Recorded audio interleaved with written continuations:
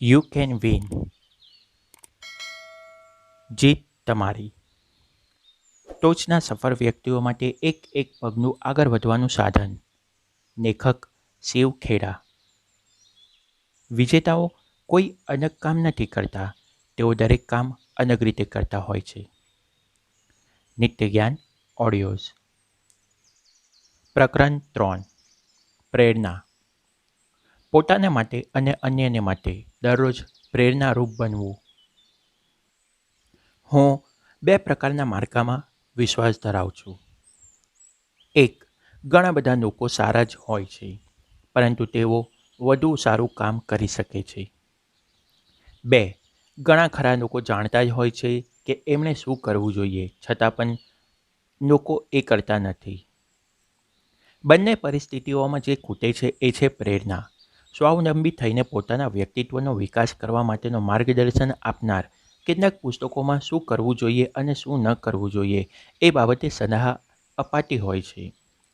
આપણે અલગ દ્રષ્ટિકોણ અપનાવીએ અને પૂછીએ, તમે એ કેમ નથી કરતા? જો તમે રસ્તે ચાલતા કોઈને પણ એ અંગે પૂછશો કે શું કરવું જોઈએ, તો એ બધા જ સવાલોના સચોટ જવાબ આપશે. જો એમને એમ પૂછવામાં આવે કે શું તમે એમ કરો છો? જે ખૂટે છે એ છે પ્રતિબદ્ધતા. માણસની વિચારસરણી, શ્રદ્ધા જ માણસ માટે પ્રેરક બળ રૂપે કાર્ય કરે છે. એનો અર્થ એ કે એ જે કાંઈ કરે છે અથવા કરવા માંગે છે એમાં એને શ્રદ્ધા હોવી જોઈએ અને એ માટેની સંપૂર્ણ જવાબદારી એને પોતે સ્વીકારવી જોઈએ. જ્યારે લોકો પોતાની જવાબદારીઓ પ્રત્યે સભાન થાય છે, પોતાના કૃત્યો અને વલણો માટેની જવાબદારી સ્વીકારતા થાય છે, ત્યારે જીવન પ્રત્યેનો એમનો દ્રષ્ટિકોણ પણ હકારાત્મક થાય છે. તેઓ વ્યક્તિ અને વ્યવસાયિક દ્રષ્ટિએ વધુ કાર્યક્ષમ બને છે. ઘરે અને કામકાજને ટેકાને એમના સંબંધોમાં સુધારો થાય છે. એમનું જીવન વધુ અર્થપૂર્ણ અને પરિપૂર્ણ બને છે. એક વખત માણસની પ્રાથમિક શારીરિક જરૂરિયાતો સંતોષાય એ પછી ભાવનાત્મક જરૂરિયાતો સૌથી મોટું પ્રેરક બળ બને છે. દરેકનું સર્વસાધારણ વર્તન નુકસાન અથવા ફાયદાના ત્રાજવે તોડાતું હોય છે. જો ફાયદાનું પન્નરું ભારે હોય તો એ પ્રેરક બળ બને છે, પણ જો નુકસાનનું પન્નરું ભારે હોય તો એ અવરોધરૂપ બને છે. ફાયદા વાસ્તવિક, પાર્થિવ, સ્પર્શી શકાય એવા હોઈ શકે, જેમ કે આર્થિક લાભ, નાણાકીય લાભ, કામકાજમાંથી રજા મેળવવી. ભેટના રૂપે ફાયદાને ન સ્પર્શી શકાય એવા પણ હોઈ શકે, જેવા કે માન્યતા, કદર, સિદ્ધિ મળવાની ભાવના, બઢતી, વિકાસ, જવાબદારીઓ, પરિપૂર્ણતાનો અભાવ, આત્મપ્રતિષ્ઠામાં વધારો, ચિંતા મુક્ત થવાની રાહત અને વિશ્વાસ વગેરે. અંતઃસ્ફૂર્ણા અને પ્રેરણા વચ્ચે શું તફાવત છે? હું વિશ્વભરમાં અનેક શિબિરોનું આયોજન કરતો રહું છું, જ્યાં દરેક જગ્યાએ લોકો મને એક જ પ્રશ્ન પૂછતા હોય છે: શું હું બીજાને પ્રેરણા આપી શકું? શું કરો? મારો જવાબ હોય છે ના. હું એમ ન કરી શકું. લોકોએ પોતે જ પોતાના માટે પ્રેરણારૂપ બનવું જોઈએ અને પોતે જ પોતાને પ્રેરણા આપવી જોઈએ. હું શું કરી શકું? એવા સંજોગોમાં મારી ભૂમિકા શું? પ્રશ્ન સ્વાભાવિક છે. એનો જવાબ એ છે કે લોકો પોતાને માટે પ્રેરણારૂપ બને એ માટે એમનું પ્રેરક બળ બની શકું. એક એવા વાતાવરણનું નિર્માણ કરી શકું જે અનુકૂળ અને પ્રેરણાદાયક હોય. લોકો પોતાને માટે પ્રેરણારૂપ બને એ રીતે એમને તૈયાર કરવા માટે આપણે એમની જરૂરિયાતો અને આકાંક્ષાઓને સમજવી જોઈએ. પ્રેરણા અને ઉત્પાદકતા વચ્ચે સીધો સંબંધ છે. જે માણસો માત્ર પોતાની નોકરી ટકી રહે એટલા પૂરતું કામ કરતા હોય, તેવા માણસો કોઈ દિવસ કોઈ સંસ્થા માટે ફાયદાકારક નીવડી શકતા નથી એ લોકો સંસ્થાને વફાદાર રહી શકતા. અંતઃસ્ફૂર્ણા આપણી વિચારસરણીને બદલે છે, જ્યારે પ્રેરણા આપણા કર્મો માટે ચાલક બળ બને છે. પ્રેરણા આગ સમાન છે. જ્યાં સુધી એમાં બળતણ નાખ્યા કરો એ પ્રજ્વલિત રહેશે, નહીં તો બુઝાઈ જશે. જેમ કે કસરત અને આહાર ઝાઝો સમય ટકતા નથી, અર્થાત કસરત કરવાનું અને આહારનું પરિણામ કાયમી નથી, એમ પ્રેરણા પણ કાયમી નથી હોતી. પરંતુ જો આ પ્રેરણાનો ઉદ્ભવ અંતઃસ્ફૂર્ણા રૂપે નીતિમત્તા, નૈતિક મૂલ્યો અને દ્રઢ વિશ્વાસને કારણે થતો હોય, તો એ પ્રેરણા લાંબો સમય સુધી ટકી રહે છે. સૌથી વધુ પ્રેરણાદાયક શું હોઈ શકે? પૈસા, માન્યતા, જીવન ધોરણમાં સુધારો, આપણા સ્નેહીઓ, આપત્યજનો કે જેને આપણે ચાહીએ છીએ એમની સ્વીકૃતિ. આ તમામ બાબતો પ્રેરક બળ તરીકે કાર્ય કરે છે. અનુભવ કહે છે કે લોકો પૈસા માટે ઘણું બધું કરતા હોય છે. ઉપરીના કહેવાથી પણ પોતાના ગજા બહાર કરતા હોય છે. જ્યારે પોતાના વિશ્વાસ, શ્રદ્ધા અને જીદ માટે તો તેઓ સર્વસ્વ હોમી દેવા તૈયાર હોય છે. આ બાબતને સાબિત કરતા અનેક પ્રસંગો રોજે રોજ વિશ્વમાં બનતા જ હોય છે. વિશ્વાસ અને શ્રદ્ધા માટે લોકો મરણિયાન થઈને જીવ આપી દેતા પણ અચકાતા નથી. મારા કહેવાનું તાત્પર્ય એ છે કે જ્યારે આપણે એ સમજતા થઈએ છીએ કે આપણું વર્તન અને આપણી જીવનશૈલી, જીવન ધોરણ વગેરે માટે આપણે જે જવાબદાર છીએ, ત્યારે આપણો જીવન પ્રત્યેનો દૃષ્ટિકોણ બદલાઈ જાય છે. દૃષ્ટિકોણ સ્પષ્ટ, સુંદર અને હકારાત્મક બને છે. ચાલો પ્રેરણાની વ્યાખ્યા ફરી એકવાર કરીએ. પ્રેરણા એટલે શું? એ પ્રશ્ન ઉદ્ભવે તે સ્વાભાવિક છે. કાર્ય અને અનુભૂતિને જે પ્રોત્સાહન આપે એ પ્રેરણા. ઉત્તેજન આપવું અને નવચેતનનો સંચાર કરવો એટલે પ્રેરણા આપવી. પ્રેરણા એટલે એકમેક ઉપર ભરોસો રાખવા તથા અનુભૂતિ અને કાર્યને જીવંત કરવું. પ્રેરણા શક્તિનો ધોધ છે. પ્રેરણા કોઈને પણ સમજાવી શકે, કોઈ પણ બાબત પૈકી ખાતરી કરાવી શકે અને કાર્ય કરવા માટે પ્રેરી શકે છે. બીજા શબ્દમાં કહીએ તો પ્રેરણા એટલે કોઈ પણ કાર્ય કરવા માટેનું પ્રેરક બળ, જે તમારી જીવનશૈલીને ધરમૂળથી બદલી શકે. તમારે પ્રેરિત થવું શા માટે જરૂરી હોય છે? પ્રેરણા આપણા જીવનને ગતિશીલ કરનાર ચાલક બળ છે. એ યશસ્વી, સફળ થવાની જીદમાંથી નિર્માણ થાય છે. સફળતા વિના જીવનમાં ગૌરવ લેવા જેવું કશું જ હોતું નથી. એના સિવાય કામકાજમાં કે ઘરમાં ઉત્સાહ નથી રહેતો કે આનંદ પણ નથી મળતો. તેના અભાવમાં જીવન એવું થઈ જાય છે જાણે પંક્ચર થયેલી ગાડીને ખાડા ખુબ્બરવાળા રસ્તા પરનો પ્રવાસ. આત્મસંતોષ પ્રેરણાનો સૌથી મોટો દુશ્મન છે. કારણ ગમે તે હોય, પણ આ આત્મસંતોષ તૃપ્તિની વૃત્તિથી હતાશા જ જન્મે છે અને ત્યારે લોકો હતાશ થઈ જાય છે. તેઓ હિંમત હારી જાય છે, પ્રયત્નો કરવાનું છોડી દે છે. એનું કારણ એ હોય છે કે વ્યક્તિને જીવનમાં કોને મહત્ત્વ આપવું જ સમજાતું નથી. પ્રેરણા કેવી રીતે કાર્ય કરે છે? એક વખત જો તમે સિદ્ધાંતો સમજી લો જે પ્રેરણા આપનાર માટે પ્રેરણારૂપ હોય છે, તો તમે તમારું ધાર્યું લક્ષ્ય ખૂબ જ સહેલાઈથી મેળવી શકશો અને બીજાને માટે પ્રેરણારૂપ પણ બની શકશો. તમારી આંતરિક પ્રેરણા એટલે તમારું પ્રેરક બળ અને તમારો દૃષ્ટિકોણ એ સુસંગત છે અને એકમેકના સંપર્કથી સક્રિય થાય છે. તમે બીજાઓ પાસેથી જેવા ઉમળકાસભર પ્રતિસાદની ઈચ્છા રાખતા હોવ છો, એ તમારું એમના પ્રત્યેનું વલણ કેવું છે એની ઉપર નિર્ભર છે. માણસે સતત સક્રિય રહી ધ્યેય પ્રાપ્તિ માટે આગળ કેવી રીતે વધવું તેનું આયોજન કરવું જોઈએ. એથનિક્સોએ વર્ષોથી જે રીત અપનાવી છે એ છે સ્વયં સૂચના. સ્વયં સૂચનો હકારાત્મક વિધાનો છે જે આજે યાદ રાખવામાં આવે છે અને વારંવાર મનમાં ઠસવવામાં આવે છે કે તમારું પ્રદર્શન સારું જ છે અને વધુ સારું થઈ રહ્યું છે. આમ થવાથી નવી આશા જન્મે છે અને નક્કર વિચારો સાથે આત્મવિશ્વાસમાં વધારો થાય છે તથા આજુબાજુ હકારાત્મક વાતાવરણનું નિર્માણ થાય છે અને આ બાબત નિયમિત રીતે પુનરાવર્તિત થાય છે. પ્રેરણાનું વિભાજન બે પ્રકારમાં થઈ શકે: બાહ્ય અને આંતરિક. બાહ્ય પ્રેરણા. બાહ્ય પ્રેરણા બહારથી મળે છે, દાખલા તરીકે પૈસા, સામાજિક માન્યતા, પ્રસિદ્ધિ અથવા ભય. વડીલોનો માર ખાવાનો ભય અથવા નોકરી ચાલી જવાનો ભય એ બાહ્ય પ્રેરણાના ઉદાહરણો છે.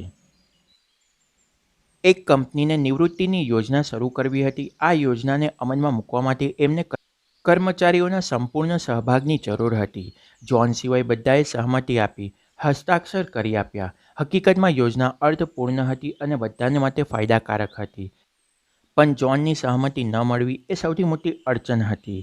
જોનના વરિષ્ઠ અધિકારીઓ અને સહકર્મચારીઓએ એને સમજાવવાની ઘણી કોશિશ કરી, પણ જોન તસનો મસ ન થયો. કંપનીના માલિકે જોનને પોતાની કેબિનમાં બોલાવ્યો અને કહ્યું, જોન, આ પેન છે અને આ દસ્તાવેજો છે. નિવૃત્તિ યોજનામાં સહભાગી થવા તારે હસ્તાક્ષર કરવાના છે. જો તું હસ્તાક્ષર નહીં કરે તો સમજી લે કે આજ ઘડીથી તારી નોકરી ગઈ.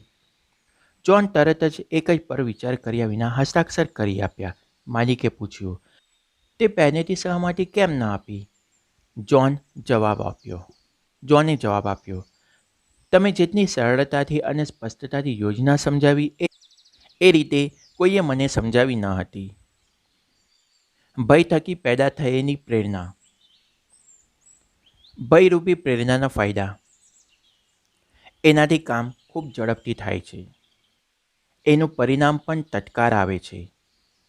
કામ સમયસર થાય છે અને વિલંબને કારણે થતું નુકસાન અટકે છે. અલ્પ સમય માટે ખૂબ ઝડપથી વ્યક્તિની કાર્યક્ષમતામાં સુધારો થાય છે. કાર્યક્ષમતાનું વધવું. ભક્ષ્ય એ ભક્ષક કરતાં હંમેશા વધુ ચપળ હોવાનું સિદ્ધ થયું છે. કારણ ભક્ષક પોતાના ખોરાકની પાછળ પડ્યો હોય છે, જ્યારે ભક્ષ્ય પોતાનો જીવ બચાવવા મરણીયો થઈને ભાગતો હોય છે. ઇતિહાસ સાક્ષી છે કે પિરામિડોનું બાંધકામ ગુલામોએ જ કર્યું હતું. એમના પર સતત નજર રાખવામાં આવતી અને કામચોરોઈ બદલે કે કામમાં થતી ભૂલો બદલ એમને સતત ઠપકારવામાં આવતા. ભયરૂપી પ્રેરણાથી ઘણું નુકસાન પણ થઈ શકે છે. એના ઘણા ગેરફાયદા પણ છે, જેવા કે એ બાહ્ય છે, અર્થાત જ્યાં સુધી પ્રેરક બળ છે ત્યાં સુધી પ્રેરણા રહેશે. એકવાર પ્રેરક બળ નિષ્ક્રિય થઈ જશે એટલે પ્રેરણા પણ જતી રહેશે.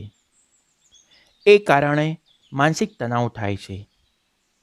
કામગીરી તત્કાલીન, કામચલાઉ અને સીમિત હોય છે. લાંબા ગાળે કાર્યક્ષમતા ઘટી જાય છે.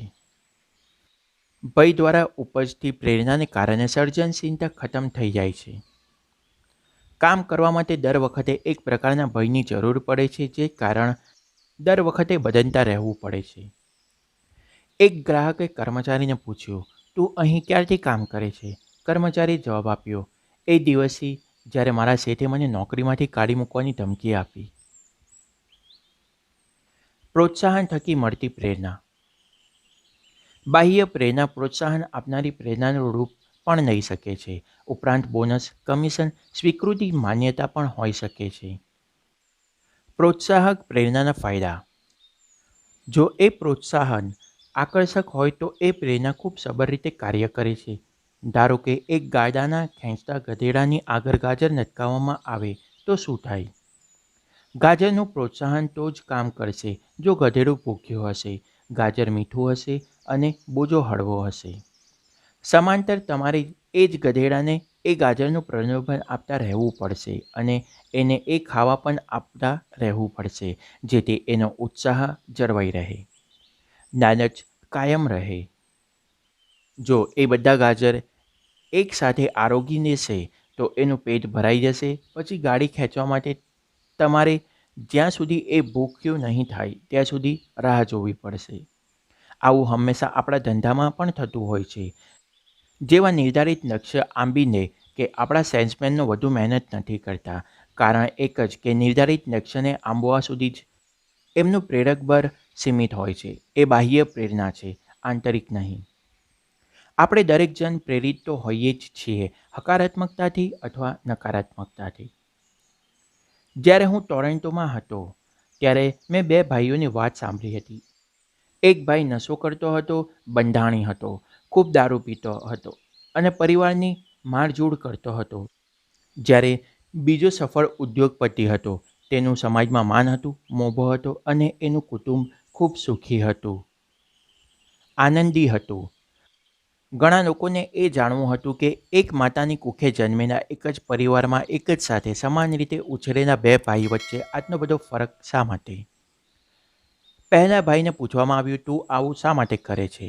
તું નશાનો બંધાની છે, દારૂ પીવે છે, પરિવારના લોકોને મારે છે, શા માટે?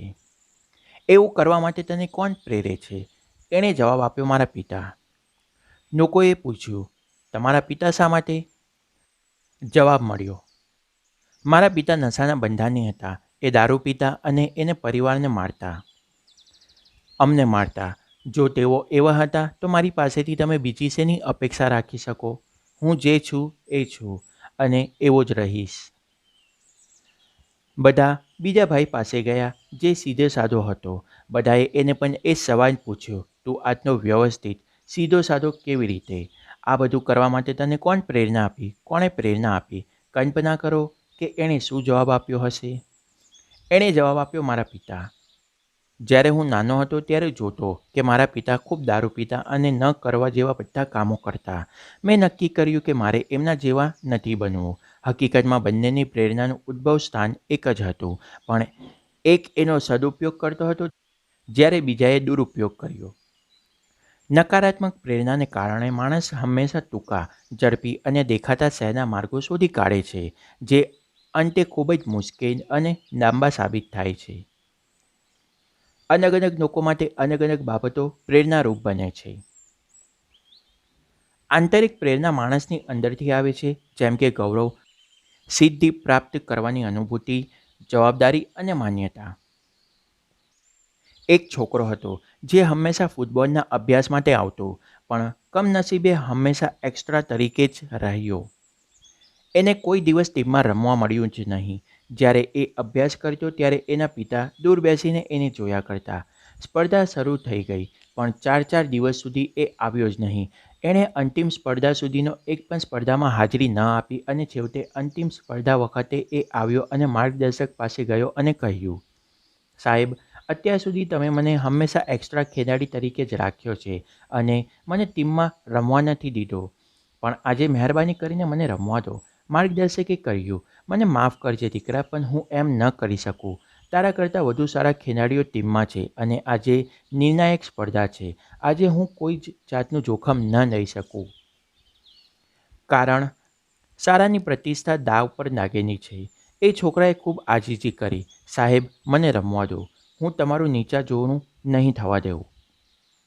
મહેરબાની કરીને મને રમવા દો. માર્ગદર્શકે એ છોકરાની આવી રીતે આજીજી કરતા, કાનાવાના કરતાં ક્યારેય જોયું ન હતું. એને દયા આવી. એણે કહ્યું, ઠીક છે બેટા, જા રમ. યાદ રાખજે, હું મારી ધારણાથી ઉપરવટ જઈ તને તક આપી રહ્યો છું તથા શાળાની પ્રતિષ્ઠા દાવ પર લગાવું છું અને મારું નીચા જોવાનું ન થાય. રમત શરૂ થઈ અને એ છોકરો શ્રેષ્ઠ ખેલાડીની છાજે એવી રમત રમ્યો. બોલ તાબામાં આવે કે તરત જ એ ગોલ કરતો. ગોલ માટેનું એક પણ નિશાન ખાલી ગયું નહીં. કહેવાની જરૂર રહેતી જ નથી કે એ ખેલાડી એ શ્રેષ્ઠ ખેલાડી હતો અને બધાએ માત્ર એની જ વાહ વાહ કરી. એની ટીમ ઝળહળતી સફળતા મેળવી. રમત પૂરી થતાં માર્ગદર્શક એની પાસે ગયો અને કહ્યું, બેટા, હું મારી જિંદગીમાં પહેલીવાર ખોટો પડ્યો છું. તારા વિશેની ધારણામાં હું એટલો ખોટો કેવી રીતે પડ્યો? જો કે આ રીતે રમતા મેં તને અગાઉ ક્યારેય જોયો પણ ન હતો. એવું તે શું થઈ ગયું? તું આટલું સારું કેવી રીતે રમી શક્યો? છોકરાએ જવાબ આપ્યો, સાહેબ, આજે મારા પિતાજી મને રમતો જોઈ રહ્યા છે. માર્ગદર્શકે એ તરફ વળીને જોયું જ્યાં રોજ એના પિતા આવીને બેસતા. આજે ત્યાં કોઈ ન હતું. એને પૂછ્યું, બેટા, આજે ત્યાં કોઈ નથી? છોકરાએ કહ્યું, સાહેબ, એક વાત મેં આજ સુધી આપણને કરી જ ન હતી. મારા પિતા રોજ ત્યાં આવીને બેસતા, પણ મને રમતો જોઈ ન શકતા, કારણ તેઓ દ્રષ્ટિહીન હતા. 4 દિવસ પહેલાં એમનું મૃત્યુ થયું. આજે પહેલો દિવસ હતો જ્યારે એ મને ઉપરથી જોઈ રહ્યા છે. અંતઃગત પ્રેરણા. આંતરિક પ્રેરણા આંતરિક પ્રસન્નતાની અનુભૂતિ છે, જે વિજયી થવાથી કે સફળ થવાથી નથી આવતી. એ સફળતા મેળવવાની અનુભૂતિથી આવે છે. અનુચિત ધ્યેય પ્રાપ્તિથી આત્મસંતોષ મળતો નથી. પૂર્ણતાનો અનુભવ થતો નથી. આંતરિક પ્રેરણા દીર્ઘકાળે ટકે છે, કારણ કે એ વ્યક્તિની અંદર જન્મ લે છે. એ સ્વયં સ્ફૂર્ણાનું રૂપ લે છે. પ્રેરણાને ઓળખવી બહુ જરૂરી છે તથા સફળતા મેળવવા માટે પ્રેરણાને વધુ પ્રબળ બનાવવી જરૂરી હોય છે. આપણું ધ્યેય હંમેશા આપણી સામે રાખો, એને વળગી રહો તથા એ પામવા માટેના ઉપાયો શોધતા રહો.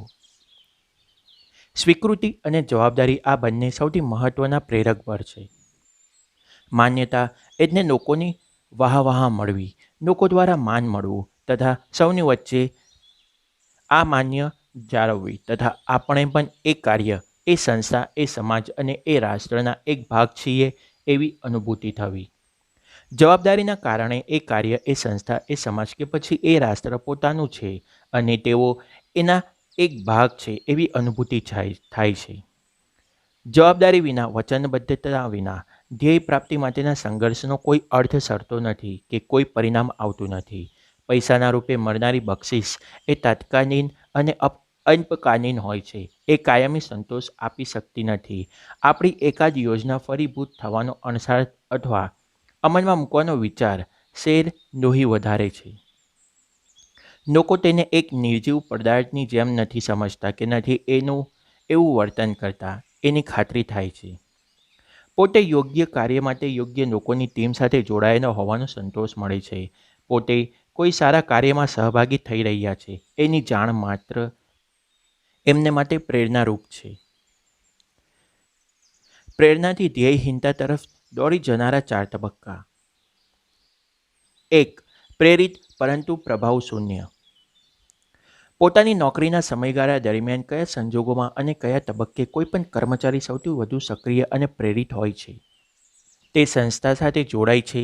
શા માટે? એ સાબિત કરવા માંગે છે કે એને નોકરીએ રાખીને માની કે કોઈ ખોટો નિર્ણય નથી લીધો. એ આ સંજોગો માટે પ્રેરિત તો છે જ, પરંતુ આ સંસ્થાના વાતાવરણમાં નવો છે એટલે શું કરવું એને સમજાતું નથી. એટલે એ હાલના તબક્કે પ્રભાવ શૂન્ય છે.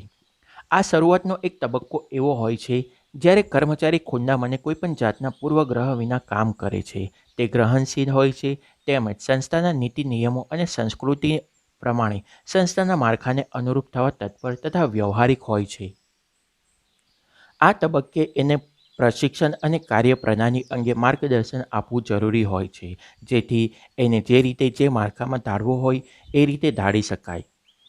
એ વ્યવસાયિક કક્ષાની સંસ્થાઓમાં કર્મચારીઓ માટે પ્રશિક્ષણ કાર્યક્રમ હોતા જ નથી અથવા તો એ કામચલાઉ અને સાધારણ સ્તરના હોય છે.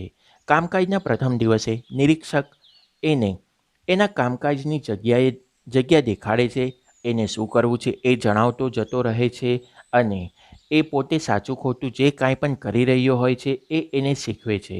નવો કર્મચારી બધું ઝડપથી શીખે છે જે નિરીક્ષક કરતો હોય છે. આમ નવા કર્મચારીને યોગ્ય માળખામાં કંપનીના માળખામાં ધારવાની તક સંસ્થા ગુમાવી દે છે, કારણ શરૂઆતના તબક્કે એ ફળદ્રુપ ભૂમિ જેવો હોય છે. જો માવજત થાય તો હરિયાળી ઉગે છે અને સાર સંભાળ ન રખાય તો એમાં ઘાસ ઊંઘે છે. તેની સામે તદ્દન વ્યવસાયિક સંસ્થાઓ કોઈપણ વ્યક્તિને સંસ્થામાં લેતા 100 ગણને ગાળે છે. પાત્રતાને આધારે નોકરી આપ્યા પછી પણ દરેક બાબતોની સાથે સાથે એમને નિમ્નલિખિત બાબતો પણ સમજાવે છે. કનિષ્ઠોથી વરિષ્ઠો સુધીની અધિકાર પરંપરા. એકબીજા પાસેથી રખાતી અપેક્ષાઓની સ્પષ્ટ માહિતી. શું કરવું છે અને શું ન કરવું એનો ખુલાસો. કામકાજના માપદંડ અને માર્ગદર્શન. સ્વીકાર્ય અને અસ્વીકાર્ય બાબતો અંગે ખુલાસો. ઉપલબ્ધ સાધન સંપદા અર્થાત સ્ત્રોત. જ્યાં સુધી એક કર્મચારી પાસેથી અપેક્ષાઓ રાખવામાં આવી રહી છે એનો ખુલાસો ન કરવામાં આવે, કર્મચારીને એની જવાબદારીઓ પ્રત્યે સભાન કરાવવામાં ન આવે, દરેક કાર્યની પૂર્ણતા માટેની નિર્ધારિત અવધિથી વાકેફ કરાવવામાં ન આવે ત્યાં સુધી એની પાસે કામગીરીની આશા કેવી રીતે રાખી શકાય?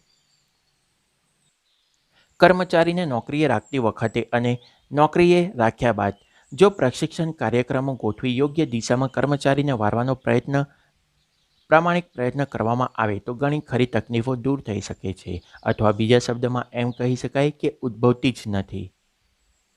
2. પ્રેરિત અને પ્રભાવશાળી. આ એ તબક્કો છે જ્યારે કર્મચારીએ શું કરવું અને શું ન કરવું એ વિશેની પૂરતી જાણકારી મેળવી લીધી હોય છે અને હવે એ સંપૂર્ણ જોશ તેમજ ઉત્સાહ સાથે તે સક્રિય છે. એને મહાવરો થતાં હવે એ પારંગત થઈ ગયો હોય છે, જે એના કાર્યમાં સ્પષ્ટપણે દેખાઈ આવે છે.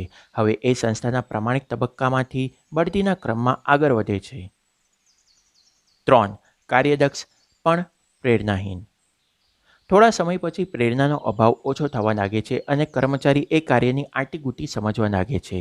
આ તબક્કે કર્મચારી પોતાની કામકાજની બાબતે એટલો ઉત્સાહી નથી હોતો. એ માત્ર એટલું કામ કરતો થઈ જાય છે જેટલું કામ એની નોકરી સંભાળવા માટે પૂરતું હોય અને માલિકને એને નોકરીમાંથી પાણીચું આપવા માટે કોઈ પણ બહાનું ન મળે. પરંતુ એનો ઉત્સાહ તો ઓસરી જ ગયો હોય છે. આવી પરિસ્થિતિ સંસ્થાના વિકાસમાં અવરોધરૂપ બને છે. કોઈપણ સંસ્થામાં મોટાભાગના કર્મચારીઓ આ તબક્કાની અસર હેઠળ હોય છે. એક પ્રેરિત વ્યવસાયિક વ્યક્તિ કામકાજ શીખે છે અને કામકાજની આંટીઘૂંટી, ઠગ અને કપટી લોકોને માટે છોડી દે છે, કારણ એ શીખવાનું એને કાંઈ કામ હોતું નથી. વ્યવસાયિક લોકો દરેક કાર્ય ખૂબ જ સારી રીતે અને સમયસર પાર પાડવાની કળા આત્મસાત કરી લેતા હોય છે, જ્યારે બીજા કામચોર લોકો કામ ચાલુ છે એવું લોકોને થસાવવા માટેની યુક્તિ પ્રયુક્તિઓ શોધવામાં વ્યસ્ત રહેતા હોય છે. પરંતુ જેમને કામ કરવું જ નથી, માત્ર દેખાડો જ કરવો છે, એ લોકો સંસ્થા માટે સૌથી વધુ નુકસાનકારક સાબિત થાય છે. એની કામગીરી સાધારણ સ્તરની, જરૂર પૂરતી, માત્ર દેખાડા રૂપ જ હોય છે. તેઓ સારું કામ કરનારાઓની મજાક ઉડાડતા હોય છે. તેઓને એક જ ગળેડમાં બંધાયેલા રહેવું હોય છે, પણ નવી કલ્પના કે કામકાજની નવી રીતનો તીવ્ર વિરોધ કરતા હોય છે. આમ તેઓ પોતાની આસપાસ અનેક નકારાત્મક વાતાવરણનું નિર્માણ કરતા હોય છે. આપણો મુખ્ય ઉદ્દેશ એ જ હોવો જોઈએ એ એ એ કે આવા લોકોને તાલીમ આપી એમને પ્રેરિત કરી પ્રભાવશાળી બનાવવાને તબક્કે નહીં જવા. કર્મચારીઓ લાંબો સમય ત્રીજા તબક્કે ટકી રહે એ ઈચ્છવા યોગ્ય નથી, કારણ કે એ પછી એમની પાસે બે જ રસ્તા બચ્યા હોય છે. એક તો ભૂલ સુધારી બીજા તબક્કા પાછું વળવું, અને બીજો રસ્તો એ કે ચોથા તબક્કા તરફ આગળ ધપવું, જે ત્રીજા તબક્કા કરતાં વધુ હિત અર્થાત પ્રેરણા શૂન્ય અને પ્રભાવ શૂન્ય છે. 4. પ્રેરણા શૂન્ય અને પ્રભાવ શૂન્ય. આ તબક્કે માલિક પાસે કર્મચારીને નોકરીમાંથી પાણીચું આપ્યા સિવાય કોઈ વિકલ્પ રહેતો નથી. જો કે આવા નિષ્ક્રિય અને નઠારા કર્મચારીને કામ પર રાખીને સંસ્થાને નુકસાન જ જાય છે. કહેવત છે, એક માછલી આખા તળાવને ગંદુ કરે છે. એટલે એ વધુ ગંદકી ફેલાવે એ પહેલાં એને પાણીમાંથી બહાર ફેંકી દેવી યોગ્ય છે. એક બાબત યાદ રાખવી જોઈએ કે કર્મચારી હોય કે માલિક, બંને જીવનમાં પ્રગતિ ઈચ્છે છે. તેમને બંનેને સફળ થવું હોય છે. તેઓ વિકાસ ઈચ્છતા હોય છે. જો માલિકને કર્મચારીઓને પૂરતો સાથ મળે તો ઈચ્છિત લક્ષ્ય પામવાનું બંને માટે સરળ થઈ જાય છે. જ્યારે માલિકના ધંધાનો વિકાસ થાય છે ત્યારે કર્મચારી માલિક માટે ખૂબ મહત્વની બની જાય છે. આમ એકબીજાના પૂરક બન્યા સિવાય બંનેમાંથી કોઈ પણનું હિત સચવાતું નથી. પ્રેરણા માટે અવરોધરૂપ ઘટકો. મનુષ્યને પ્રેરણાહીન કરનારા પરિબળો: અન્યાયકારક ટીકા, નકારાત્મક ટીકા, જાહેરમાં અપમાન અથવા માનભંગ.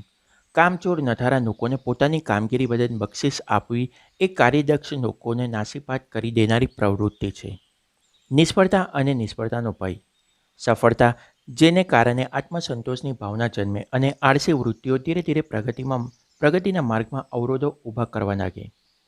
દિશાહીનતા, માપી શકાય એવા ધ્યેયનો અભાવ, નિર્ભર આત્મપ્રતિષ્ઠા, અગ્રતા પ્રાધાન્યતા નિર્ધારિત કરવાની અક્ષમતા, નકારાત્મક ચિંતન, કાર્યને લાગતું રાજકારણ, અન્યાય કરનાર વર્તન, દંભ, નબળી ગુણવત્તા, વારંવારના પરિવર્તન, અધિકારી વિનાની જવાબદારી.